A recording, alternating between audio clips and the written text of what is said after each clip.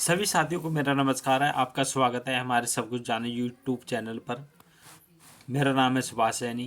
तो साथियों, information video है और जानकारी के तहत ये वीडियो लेकर आए हैं। फिलीपींस में ऐसा क्या हुआ जो 10 लाख लोगों पर मंडराया मौत का खतरा, आपातकाल का ऐलान, हाई अटैक पर सेना। साथियों, बात यह है कि जो है जब प्रकृति की मार पड़ती है तो पता नहीं होता कि किस तरीके से तहस नहस हो जाए। तो इसी तरीके की जो है एक फिलीपींस में एक घटना घट चुकी है।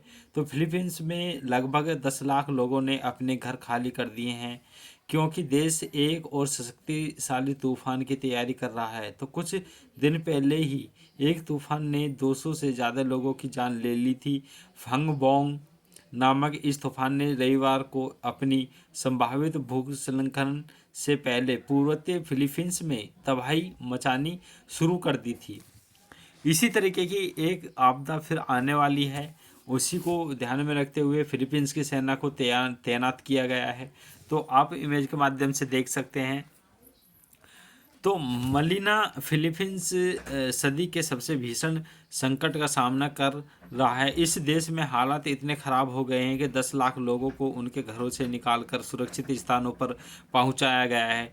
दरअसल super typhoon Fung Wong Philippines, जो फिलीपींस में भूकंप ये तूफान आया है, तो उसका नाम सुपर टाइफून फन फोंग रखा गया है। तो साथियों, जो स्टूडेंट परीक्षा की तैयारी कर रहे हैं इसको नोट कर सकते हैं। तो फिर और बढ़ रहा है फिलीपींस की और ये बढ़ रहा है, तो इसका दशक के सबसे शक्तिशाली तूफान में गिना जा रहा है। तो अभी कुल जो कुछ दिन पहले फिलीपींस ने एक और भीषण तूफान का सामना किया था, जिसमें 200 लोगों की मौत हो गई थी। ऐसे में सरकार कोई रिस्क लिए बिना प्रभावित क्षेत्रों से लोगों को निकाल रही है। हालांकि अब बड़ी संख्या में लोग टाइफून के प्रभाव से होने वाले क्षेत्रों को मौजूदा देख रही है। फंगफोंग मचा रही है तबाही। तो फंगफोंग नामक इस तूफान ने रविवार को अपने संभावित टच डाउन से पहले ही पूर्वोत्तर फिलीपींस में तबाही मचानी शुरू कर दी है। तो साथियों, मेरे दोस्तों, इससे एक बड़े इस इलाके में बिजली गुल हो गई है और मौसम विभाग ने देश के कुछ हिस्सों में जीवन के लिए खतरा पैदा करने वाली स्थितियों की चेतावनी जारी की है। तो फिलीपींस वायुमंडलीय भौतिकीय और खगोलीय सेवा प्रशासन पैगास ने कहा है कि फंगफोंग, जिसे स्थानीय रूप से ओवान के नाम से जाना जाता है, तो रविवार रात तक आरोर प्रांत में पहुंच सकता है। तो ये एक जगह है फिलीपींस में, ओरोरा प्रांत।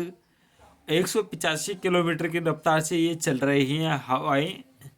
तो इस दौरान अधिकतर 185 किलोमीटर के प्रति घंटा से 115 मील प्रति घंटे और 230 किलोमीटर प्रति घंटे 143 मील प्रति घंटे की तेज से हवाएं चल सकती हैं।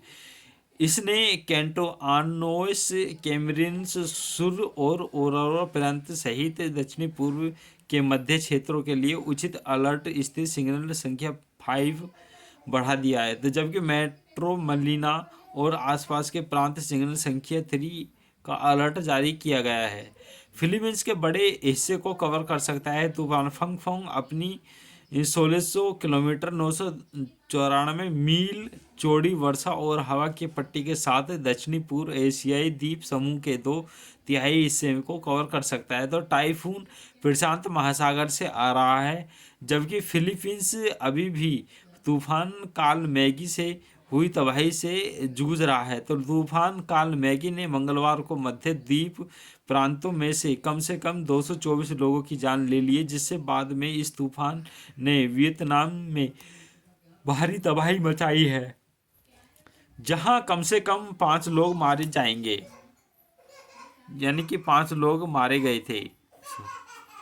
फिलीपींस में आपातकाल का ऐलान। तो फिलीपींस के राष्ट्रीय फंडरीज मार्कोस जूनियर्स के कालमैगी से हुई व्यापक तबाही, फंगफोंग से होने वाले संभावित आपदा के कारण आपातकाल की घोषणा कर दी गई है। तो फिलीपींस में 185 किलोमीटर घंटा 115 किलोमीटर प्रति घंटे उससे अधिक निरंतर हवाएं वाले उष्णकटिबंधीय चक्रवातों को तूफान, जो टाइफून की श्रेणी में रखा जाता है, यह पदनाम वर्षों पहले अधिक चरम मौसमी संबंधी गड़बड़ियां और तत्कालीन को रेखांकित करने के लिए अपनाया गया था। 9 लाख से ज्यादा जो लोग को निकाला गया है। पूर्वोत्तर प्रांतों के उच्च जोखिम वाले गांवों में 9,16,860 से अधिक लोगों को निकाला गया है, तो जिनमें बिकोल भी शामिल है। जो प्रांत महासागर के चक्रवातों और देश के सबसे सक्रिय ज्वालामुखी में से एक है। वायुमंडल से आने वाले कीचड़ के प्रति संवेदनशील तटीय क्षेत्र हैं। रक्षा मंत्री ने जो जारी किया है अलर्ट। रक्षा मंत्री जो गिलबर्ट टे ओडोरो जूनियर के शनिवार को टेलीफोन पर दिए गए अपने संबोधन किया है फंगफोंग के संभावित विनाशकारी प्रभावित के बारे में तो चेतावनी दी है। उन्होंने एक सार्वजनिक संबोधन में कहा है कि हम लोगों से पहले ही जगह खाली कराने का अनुरोध करते हैं ताकि आखिरी समय में बचाव कार्य न करने पड़े, जिससे पुलिस सैनिकों और अग्नि जो सामयिक हैं जिससे कि जो अग्निशामक जो सामयिक मशीन होती है आग बुझाने वाली, वो लोग और तट रक्षक कर्मियों की जान जोखिम में पड़ सकती है। साथियों, इसी को बचाव रहित कार्य करने के लिए जो रक्षा मंत्री है उन्होंने काफ़ी अलर्ट कर दिया है। तो साथियों, हमारे इस वीडियो को शेयर और सब्सक्राइब लाइक ज़रूर करना। Thank you for watching all my friends.